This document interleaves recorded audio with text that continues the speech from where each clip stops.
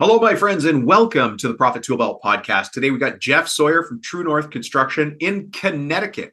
He's a remodeler, and he's going to talk to us about community service. He's going to talk to us about how his remodeling company takes an active role in the community and through that does a really good job of giving back, but also builds the right kind of culture in their business. So if you've had questions about giving back, if you've had questions about the building the right culture in your team, if you had questions about how to do things so you have more impact in this world, I think you're going to really enjoy Jeff's interview. Let's get to it. Mr. Jeff Sawyer, how are you? Hey, Dom, how are you? I'm good. Yeah, good to see you too. Exciting to be here. Yeah, I'm excited. And I love the fact that in case I didn't know, you guys are called True North.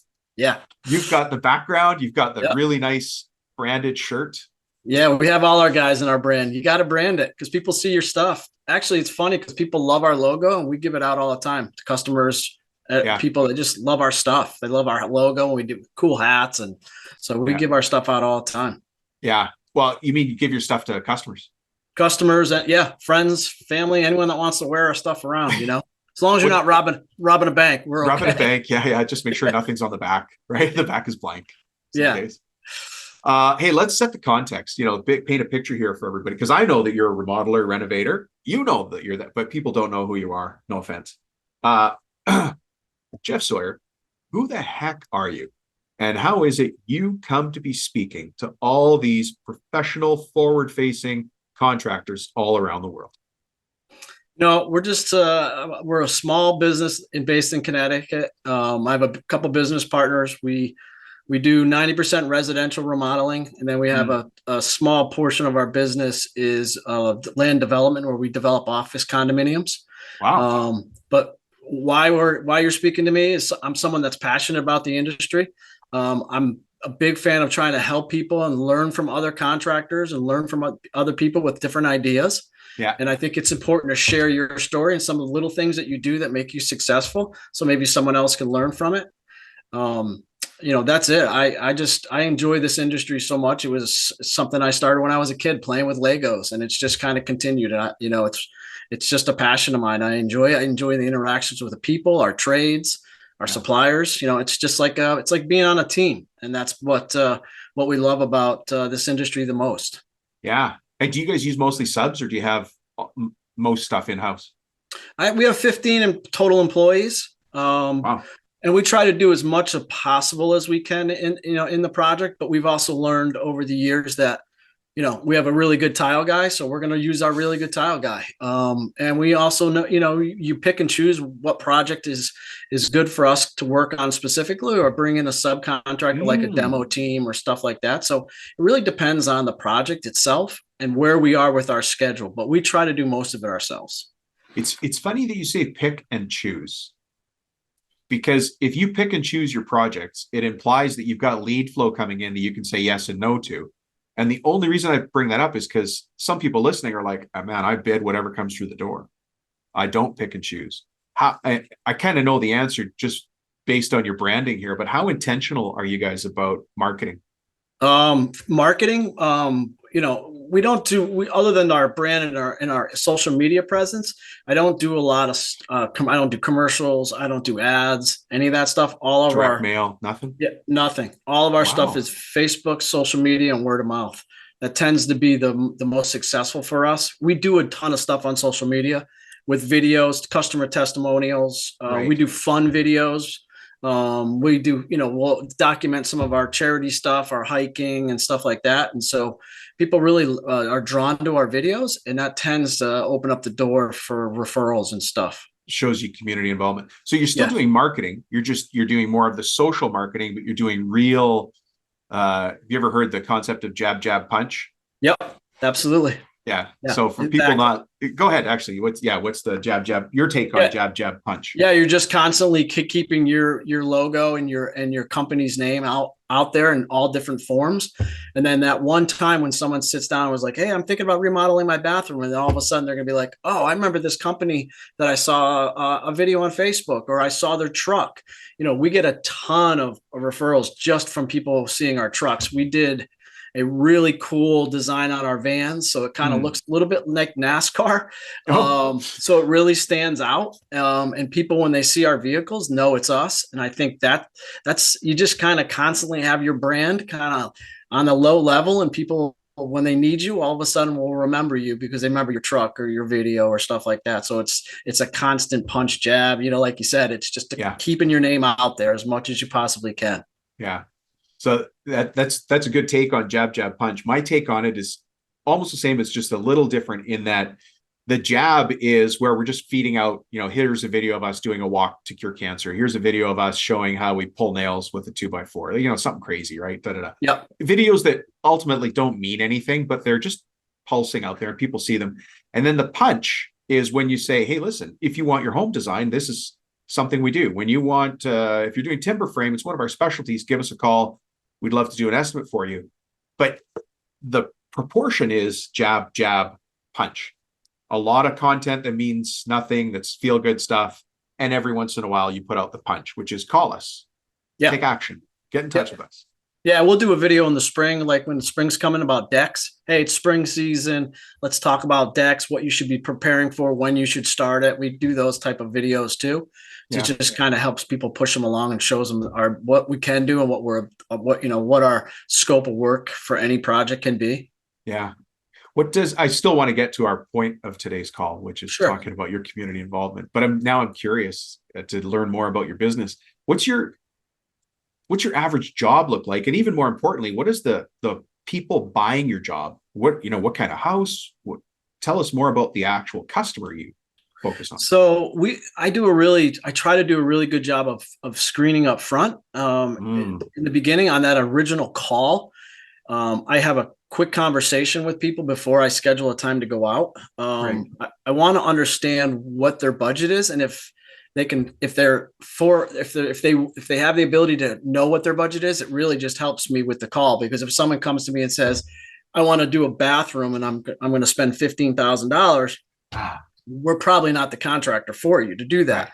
So I don't waste my time in going out. So I do a lot of pre-screening, but I don't necessarily have a set range on what the job cost would be. Like if, I went out and just looked at a deck it's only about a $12,000 job, but I know the neighborhood. I look at the neighborhood's really nice. And I know if I could pop my sign on the yard, someone else is going to see me. It might lead the bigger stuff. And I had a good rapport with the homeowner. It just felt like it was a good fit. And I do that a lot, where I analyze, is this person going to be a good customer for us? And are we going to be a good match for them? And if it's not a good match either direction, I'm upfront with them and say, hey, I just don't think this is a good fit for my business. Right. And I move on. Yeah. And it was very hard to do that in the beginning when we first started the business, because you want every job. But you get to the point where you have some of these jobs where you know deep down inside this customer is going to be super difficult and over the top, and you have a choice. You can potentially say, all right, I'm going to work through that, and it's painful, or I can just say, you know what, I've worked with someone like you in the past. You're not telling this to themselves. No, but in your mind, the flags are going off. You just have to. You have to listen to your inner self and say, this project, while it sounds good, is probably not going to be good for us. And it's the best feeling in the world to be able to choose your projects and get to that point in the business. Yeah. Can I go into business coach mode for a second, even though I'm not supposed to on this I'm call? always looking to learn. Earlier you said you don't do marketing, and yet as I listen to you, you are active marketers. And my definition for the way you market is something people have heard on the show before. You're nodding.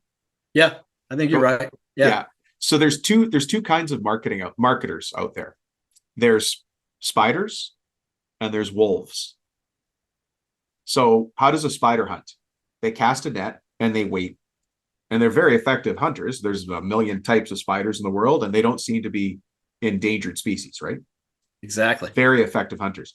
So you identified a couple of very key things: the right neighborhood, the right kind of people, where I could potentially get another job in that cul-de-sac, or that, that stuff happens. So you made a conscious decision to take a job that's outside your scope, knowing that it gives you a chance to knock on the neighbor's door and say, hey, I saw your newspaper on the street. I thought I do the trash thing. I bring people's trash when I come to out to visit a new homeowner, if their trash is out and it needs to be pulled in, I bring their trash in. That's my little move. I got to tell you, that doesn't sound like a strategy, right? I've been working with a roofer in Australia. His main marketing method is when they start to show up on a home, he knocks on the doors around and says, "Hey, my guys are going to be working. You're going to see trucks you don't recognize. All of my guys, they wear orange. These Australian high vis stuff looks different than ours. They're golf shirts, but they're weird looking." Sorry, Matt, if Matt's listening. Sorry, Matt. But what happens is they're like, "Oh, you're doing the roof next door." I'm not going to do the accent, by the way, because I'll destroy it. "Oh, you're doing the house next door. We've got a thing." And he's like, "Well, happy to come over and have a look." And so what happens is it's like a beachhead. He gets one job in a neighborhood, and then just because he knocks on the doors, he gets another, and then he gets another from that, and he gets another from that. And it's amazing because when you get I'll just choose a silly number. When you get a $25,000 job, the neighbor has a $25,000 job. The next job's $30,000. And maybe there's another one that's $2,000, and you say, "I can or I can't help." Yeah.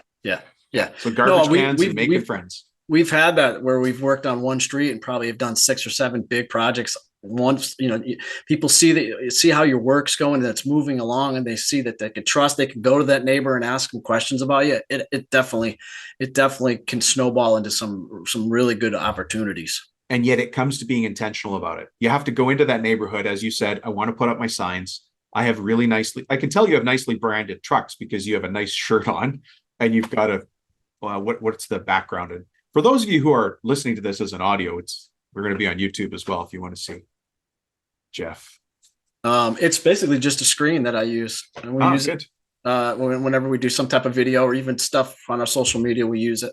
Yeah, it looks great. But that tells me that you have branding and that you're professional and that you're here. So that's the spider web, right? You cast a lot of things out there, like the net. The wolf is the other kind of marketing. We do direct mail. We run radio ads. You're going and seeking.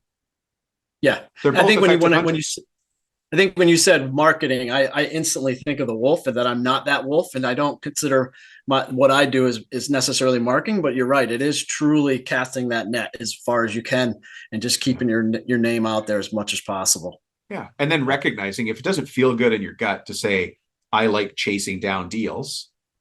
I like waiting for them to come to me," then that's spiderweb marketing. But that opens up the opportunities for you to do so many more things. We are way off our theme. But I don't think I ever answered your question. So I'll go for my range. We'll do a $5,000 project up to, our biggest probably one we're working on now is $1 million renovation. So it can go everywhere. It's anywhere in between there. So it just depends on the quality of the project is really what we base it on, not necessarily the amount of the project. Yeah. And you said you've got 15 guys on the crew, so you got to keep them busy. And yes, payrolls and insurance and car payments. Yes. So we constantly have to have a nice steady flow. We're booked probably until summer already. So we're usually booked out about 6 months, but it took a while for us to get that backlog and keep it full. But it's a nice feeling. It takes a lot of the stress off. Yeah. To have that backlog, right? Yeah, absolutely. Yeah. So one of the things that is important to people, and you and I are having this conversation, it happens to be the first week of the new year. Right. Which is perfect timing. But the things that I obviously do as a business coach is I help people with their goals. Like, what do you want to achieve this year? Here we are at the beginning of the year. And two of the things that I often have to remind people about are kind of front and center in your company. One of them is fitness, because I know you do marathons. I do. Yeah. And the other one is I'm going to say the word, and it's not exactly what I mean, but under the scope of faith, giving back, community, what really drives you. Like, we all work and we think we work for business reasons, but we don't. We work for personal reasons. Right. And, each of us wants to give back in our own way, whether it's taking care of our mom who took care of us when we were a kid, or whether it's being active in the community and coaching Little League. To me, I don't care what it is, but both of those things you exemplify. So you spend some time taking care of yourself, and then you spend some time taking care of the community. Right. One of the things when we started, me and my business partner started our business is I read the book, Simon Sinek's Find Your Why. Oh, start with why. Yeah. Yeah. Start with why. And so we sat in this conference room and said, we just started this business. It looks great on paper. What's our why? And we both almost instantaneously said relationships. and we were both surprised, like we thought it would have been money or, that type of thing, but it really came down to relationships. And that's been our driving why and our force in our business. And that has helped us grow. It helps us with our relationships with customers, our subcontractors, our suppliers, our employees. We try to keep everything as like a team environment, everything we do. And so that has naturally just trickled into a lot of the community stuff that we do. And like you said, those community things are driven by your personal desires and values. I'm someone that believes in the military. I love everything to do with the military. Maybe because I should have maybe been in the military or something, but I wasn't. But I have a friend that has a nonprofit. It's called Open Doors Outdoors, and he takes veterans out into the wilderness, does incredible hikes. It's a mental thing. It's getting people back active. Yeah. And so we are a supporter and a sponsor of his organization. And that's my passion. That was one of the big things that I wanted to do. And my business partner was like, yeah, absolutely. You do your thing. And then I'll come up with something. And so he does Little League. He does hockey. We just did this 5K race on Christmas called the Scrooge Scramble, which his family, who you can believe it or not, people run on Christmas, but his family started this like 30 years ago. And he just decided this year that he wanted to take the race back over. And he's like, can we do that as a company? And I said, absolutely. And really why we did it is it benefits a homeless shelter in our area. A food kitchen, a homeless center. And so all the money goes to we raised our first year, we did $7,000. We raised it and it all went directly to the foundation. Nice. And he was passionate about that. That was something that was important to him. So when you do things that are important to you, it's easy to do. And there's so many different avenues you can choose to give back to the community. When we first started the business, we wanted to get involved in the community. We're just starting to get going, and you don't have a lot of money. So we were like, okay, let's find a couple things that are important to us that we can do without having to really put a lot of money in until we can down the road do that. And, one of them was we just did a clothing drive. We got all our employees. We put it out on Facebook. I had people dropping off clothes to the office. We took 3 truckfuls of clothes down to this Cornerstone Foundation, this homeless center. And that didn't take anything, just a little time. And so you can find ways. We did the Real Men Wear Pink, in November or October. And all our guys wear pink, and we have a fundraiser. We do a bunch of videos and we raise money on social media, and we donate to the Cancer Society. We, other than our time and a couple of t-shirts, there wasn't a lot of money that we had to put out in the beginning. And so there are a ton of ways to do that. There's lots of ways to do that. And I'm going to be Captain Obvious, and I'm going to be the business coach here. And I'm going to do exactly what is in the back of our minds. I'm going to do it. I'm going to talk about the marketing aspect of doing this community involvement. And I'm not trying, none of us give. We should never tithe so that people know we tithe, right? We shouldn't do that. But I'm the business coach, so I'm going to do it. So what happens is, this is the jab, jab, punch, right? We've got pictures of this growing mountain of clothes in our warehouse that we're about to take down. We post the pictures. We load up the truck. That's a little video we post online to take down to the shelter. Then we, it has to be tasteful, but all of those little jabs, all of those little social media things, that's content that people appreciate and say, well, these guys are actually involved in our community here in Connecticut or wherever you are. Am I allowed to say that, or do I now sound like a? And I think it's a great subject, because when we first started doing this, you're a little hesitant about using those community outreach as social media and getting it into your business. And so we were really hesitant in the beginning of how much we were going to show.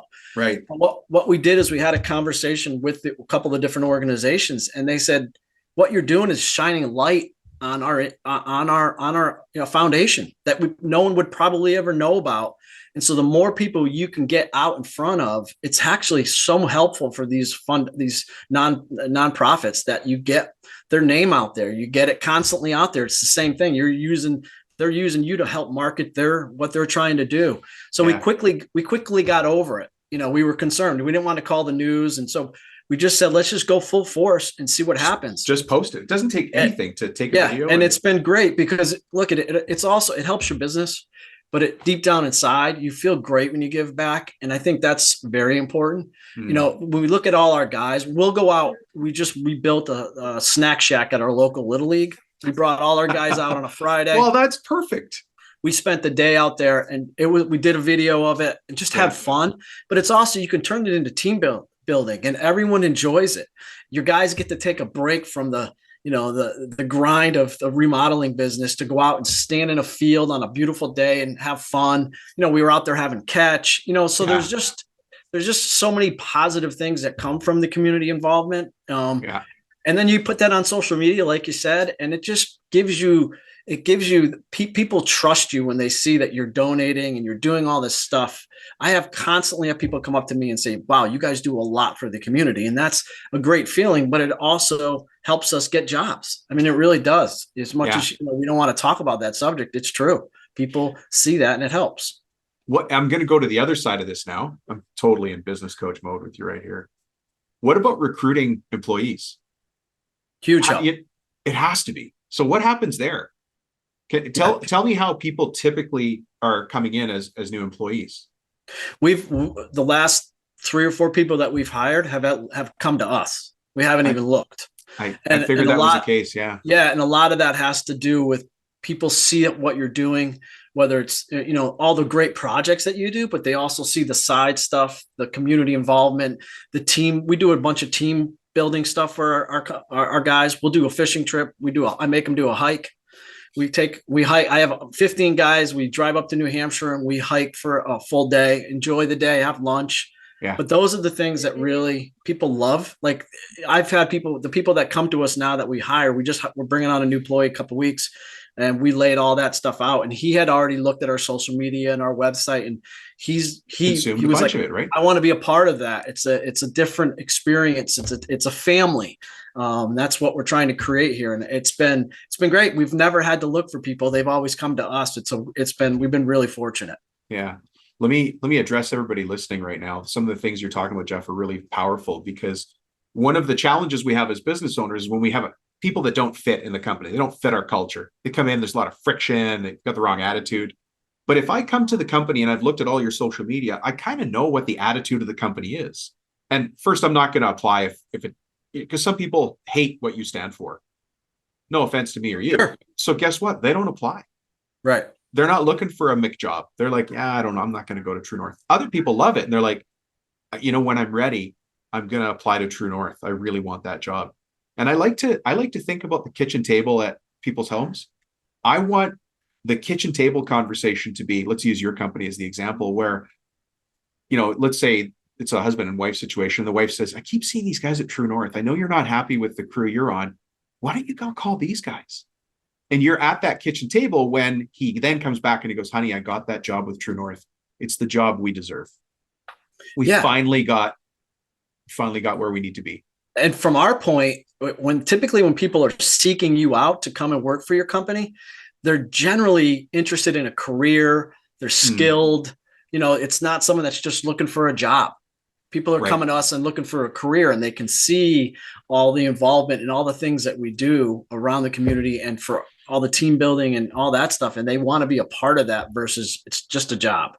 And you get more buy-in when you're out. If there's a little things to do out on the job, I'm going to sweep up today because I'm a part of this team. Because that's the job.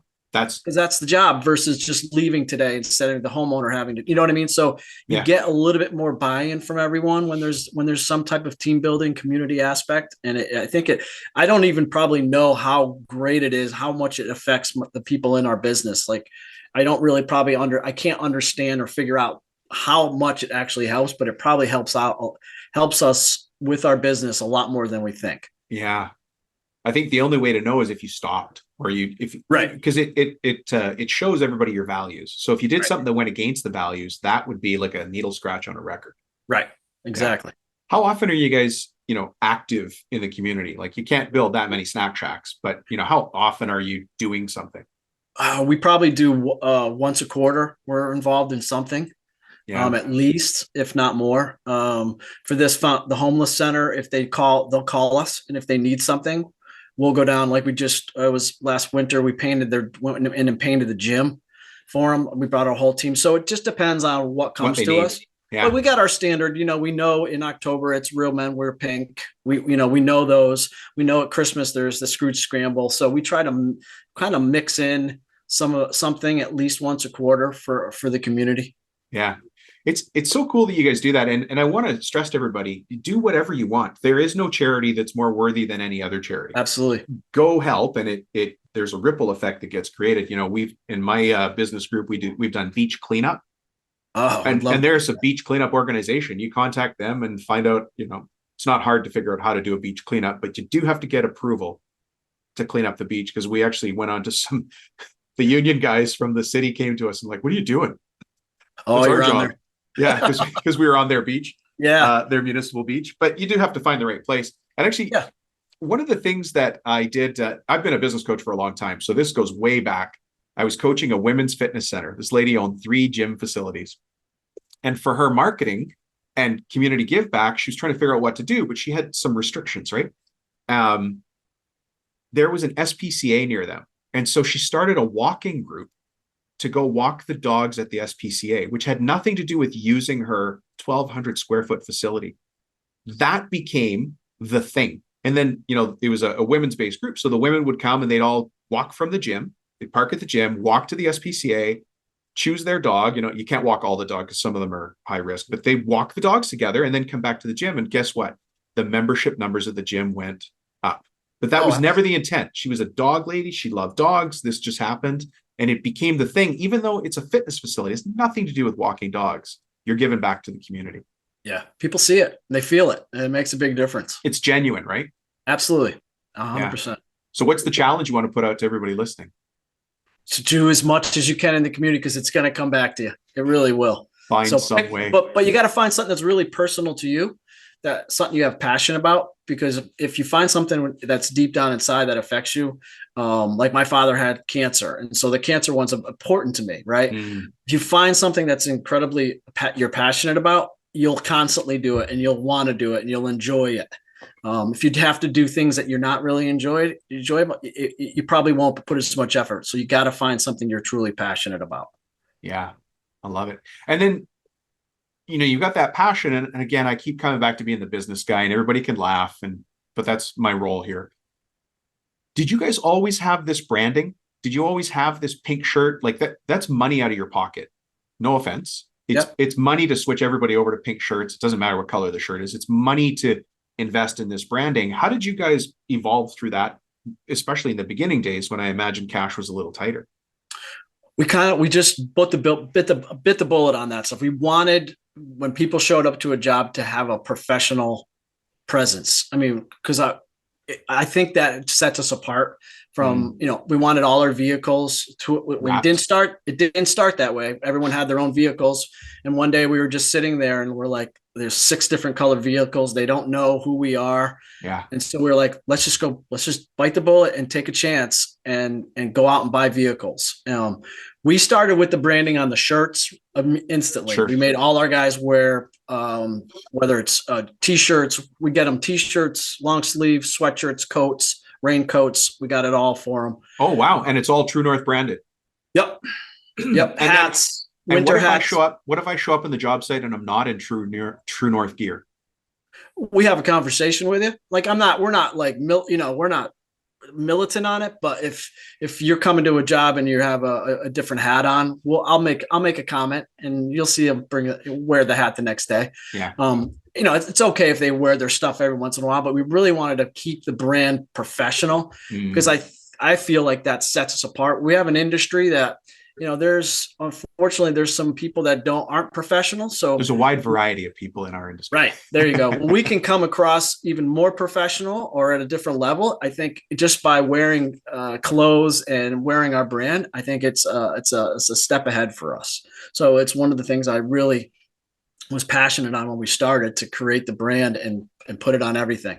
But we started with just t-shirts, and hats, and then it went into vehicles. And And then it went into more social media stuff, and then doing, things like podcasts and stuff like that. So it slowly grows, but you just try to find a way to get your name and your brand out there as much as you possibly can. Yeah. Well, what I'm hearing from you is that you run the business on purpose. And that's a difference from, and you may have had, because you've been in construction a long time. Yep. And I remember days when I was not running the business on purpose. I had a job, I did the job. I got another job. Then I did that job. That's not running the business on purpose. That's just jumping from project to project. But now there's a lot of intention behind you. Yeah. When I first started with my business partner, that's kind of how we started. We would go, he would run a job, I would run a job, and we would just keep, kind of going through the year. And we got to a point where we were just having a quick conversation. I said, maybe it makes sense for me to step away from the project management part of it and focus on doing all the sales, doing all the marketing, doing all the social media. I thought you didn't do marketing. Yeah, sorry to interrupt you there. Spider, love it. I just got the wink. Oh yeah. I mean, you call it what you call it, but there you go. I think that was a turning point for our business, because my business partner now focuses on the projects, and I'm out there selling the business and running the business. And it's really made a big difference in our, and it was hard because I love project management and I love being in the field and I love, that part of it. But we just divided up some of the stuff. I do all the upfront stuff. I do all the customer stuff in the beginning, the sales process. We're a little different than most contractors. We bring all our clients to specific appointments. So we don't just send our clients to go pick out granite or pick out cabinets or pick out plumbing and lighting. We actually go, I will go, or I have a design assistant. Yeah. And we will we'll set all those appointments up, and we will go to every one of those appointments with them and walk them through the process. It helps choosing the tile, it helps the homeowner make decisions. It helps them stay on budget. They can make decisions on the spot. Hey, this faucet is $300 more than your budget. I really like it. Okay, then you can get it, but it gives them control.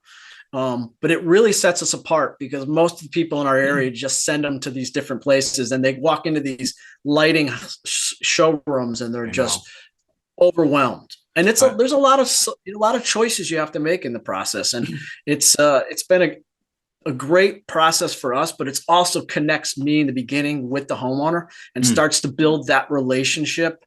Understanding who they are as people. You're in their house. So it starts the foundation of one of the most important things that we set our business on is relationship. Yeah. Well, so it's relationships for us. And that kind of dictates how we kind of move through the project, and our guys and then our project managers understand that that's our why. And that's just how we handle it. And at the end of the project, it's just it's almost like they become family, and it's because you're so involved in it. But that's kind of what set us apart. And that's the difference that we feel makes a big difference for us from other contractors. So would you say then that you're a high touch, high communication kind of company? Yes. Right. Yeah. And that helps. I don't think you could communicate enough. Like every week, my guys send on Sunday, whatever project they're working on, they send the homeowner an email saying, this is what's going to happen this week. I don't go too far out on that schedule, because you know how construction is. A tile comes in wrong or something. So we only go week by week. We give them a general idea of how long the project's going to take, but we are in constant communication once a week, at least in the beginning, to tell them what's going to happen. And then we are texting or emailing every day if something changes or something moves up, or we're in as much communication as possible, because it's what the homeowners want. And it helps our job go smoother, because there's no surprises. Yeah. Well, they don't want surprises. You're in their home.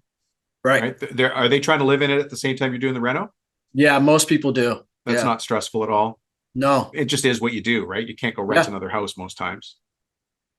Yeah. Yep. And well, that's good. And it then lends itself to people. They give you referrals, or is it one and done? Like one and done from that circle of influence from the home? Oh no, I think we get a lot of referrals from our jobs, but we also get a lot of repeat customers. We'll go in and do their kitchen. A year later, we'll go in and do their bathroom. A year later, we'll come and do their deck. So you set that precedent and you have that relationship, and it just kind of spirals. And then they'll talk to their friends about what a great experience they had with you. And that's where the referrals come in. So it's making our customers have the best experience possible is one of my biggest goals. It's too bad you're not a marketer.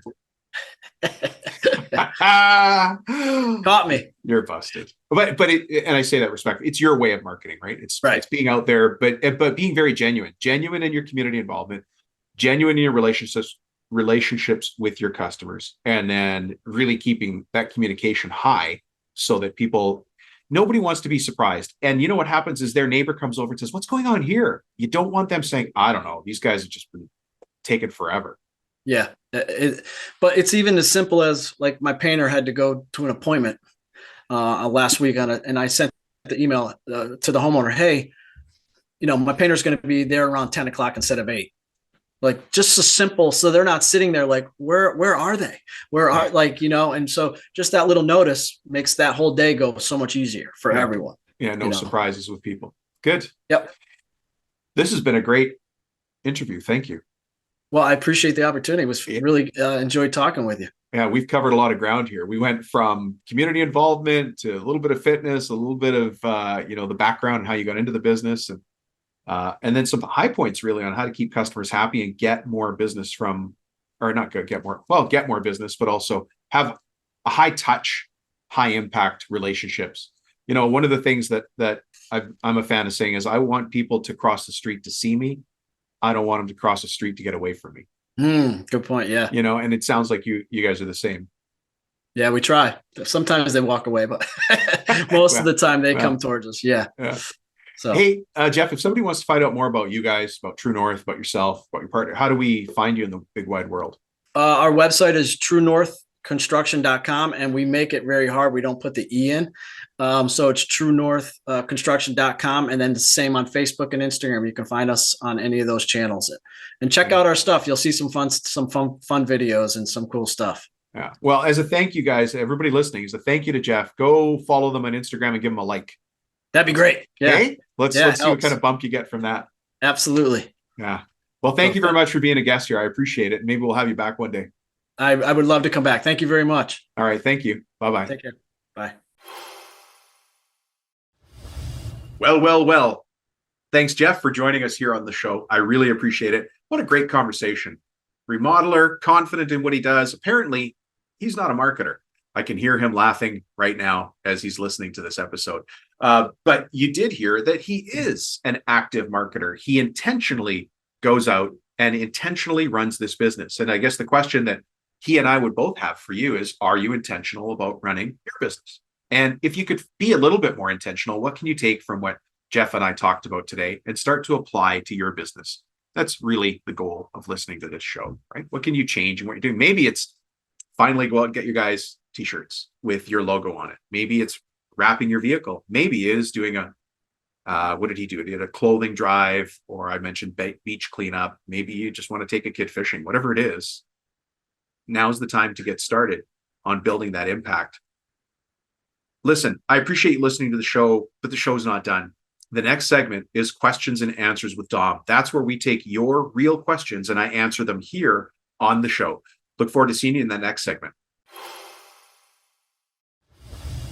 Welcome to Questions and Answers with Dom. Today's question comes to us from Mr. Texas himself, Alan. I know that's going to offend everybody else who lives in Texas who now thinks they should be called Mr. Texas. But if you want to be called that, go to speakpipe.com/Ask Dom and leave your question here. Until that time, Mr. Allen holds the title of Mr. Texas. Hey, he posted a question on Contractors Strategy Group, which makes me very proud. And the reason it makes me proud is this. His question itself. Listen to this. What is your average percentage gross profit on all of the jobs you produced this year? Now, unless you were in this kind of group, unless you were a forward-facing business owner, you wouldn't even be talking about percentage gross profit. Most of my first phone calls with people we have never met before don't know and aren't aware of the importance of gross profit as a number. It can sound boring, it can sound intimidating, it can sound like a lot of things, but we need to know it. So, Mr. Allen, Mr. Texas, great question. I'm going to answer it right here. All right. Well, we got a juicy question here today. Thank you, Alan, for this. Very important, guys. Listen, in a lot of cases, you're not tracking your gross profit, and I can't fault you. I used to be the same. I didn't track my end of job reports. And I'll tell you what was going on in my head. Why would I go and do an autopsy on a job that I already know went poorly? Or why do I need to go do an autopsy on a job that I know went well? I just know it went well because I knew my trade, right? I knew the technical tools of the trade. But the reason that you listen to this show, the reason that you're listening to a business coach talk about business improvement in the construction trades, contracting trades, is because you want to move forward. In order to move forward, you're going to need to speak a different language. You're going to need to know a couple of things that other people don't know. You're going to have to start to find out the things that some people do know, but they're keeping secret. You know how I opened the show saying people are keeping secrets? This thing that Alan just touched on is one of the secrets people don't talk about. Your competitors aren't going to talk about this. They might talk about it in passing, but they're not going to really dig in like we do here and show you how to fix this number. This number is important. Again, if you're like me, I'm not a numbers guy. I am, however, a patterns in the numbers guy, if that makes sense. So the very first thing is you're on the right path if you're even listening to this segment and saying, you know what, I guess I got to figure out my gross profit. You can do it really, really easily, even if you look at last year's financials.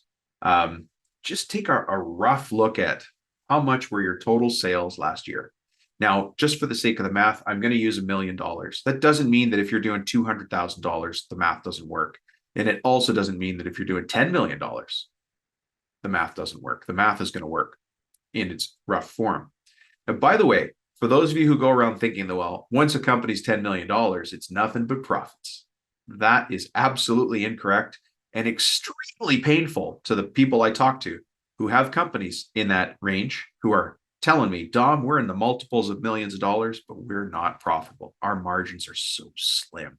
We could barely make a dime. Our sales are high, but our profits are low.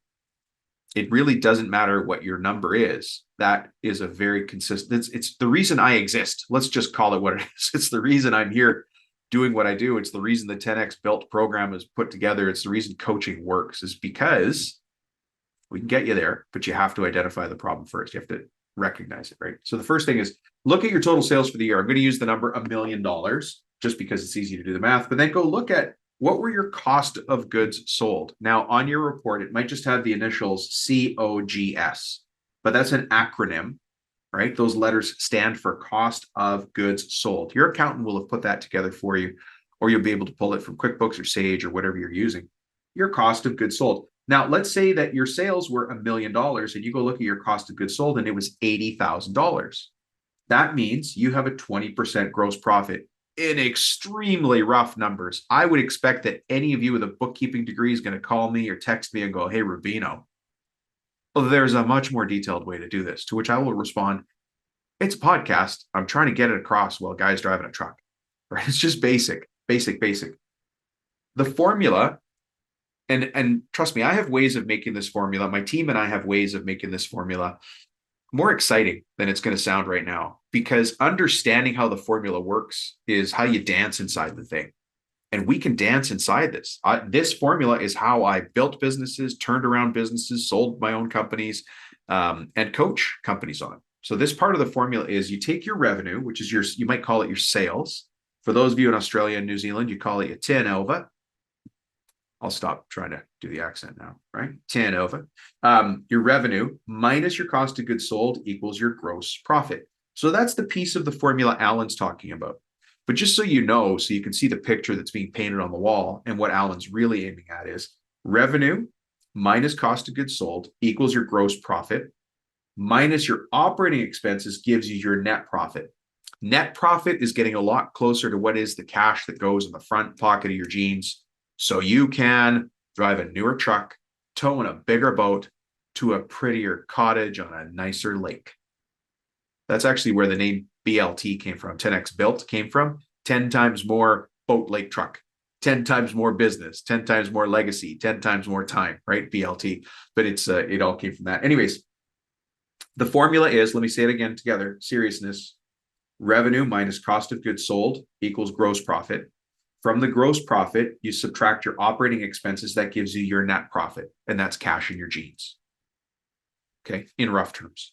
There's still some other deductions, believe it or not, that come out of net profit. So it's not all cash in your jeans, but it's very, very, very, very close to where that goes, right?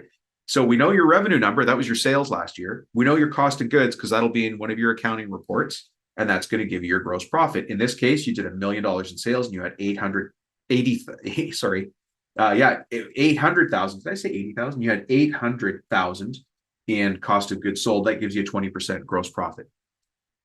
If that is your gross profit level, we got to talk, and we got to talk right now. You don't have a lot of time to get on the horn with me. You got to talk to me now. If your gross profit number is in the 18 to 24% range, then you are on the low side of expectations. And you know what? I actually just happened to get a report here from a trade association. This is the cost of doing business survey and compensation study from AWI. And their website is awinet.org. Now, this happens to be, I'm in a lot of different trade associations. This one is the Architectural Woodwork Institute, but it's the same for the Mechanical, Electrical, and Plumbing Association or the Mechanical Contractors Association. They all have these reports. Get your hand on one. The numbers are going to vary a little bit, but they're not going to vary a lot. Trades is trades, folks. Trades is trades. Trades is trades. Okay. So the numbers, I'm just looking at this one here. In 2022, the gross profit percentage that most companies brought in ranged, because they have this broken out in a couple different categories. The lowest was 17.94%, and the highest was 24%. And yet, I got to tell you this, because it ain't bragging if you've done it. I've got clients in the 45 to 55% gross profit range. Why? Because when you start to pay attention to a number, you can make that number dance. You can make it move. I'm telling you, I've seen it 100 times. I've also seen the opposite, where somebody ignores that number. It never moves, right? Have you got a tool in your toolbox that you never use and it just never moves? It's always in the same spot because you never use it. But then you start using that tool and it starts to move. It becomes, you find it in the favorite places in your garage. It's on the top shelf of your toolbox. It's in the back of the van in a place where everybody can access it. It's the same with your gross profit. Once you start to talk about it and think about it, that number moves. We can move it. And just so you know, my goal is to move it up, not move it down. All right. So figuring out your gross profit is an important part of things. If you want to dig in more to your gross profit, if you're serious about being a business person who just happens to run a trades company, I'm a handyman, I'm a roofer, I'm a cabinet maker, I'm a kitchen renovator, I'm a home renovator, I'm a home builder, I'm a HVAC guy, I'm plumbing, electrical. If that's your business, let's move you towards being a business person who just happens to be a plumber, business person who happens to build cabinets, etc. Right? Get in touch with me. Go to 10xbuilt.com. That's 10xblt.com. And let's start the conversation. I look forward to seeing you there. Have a great day.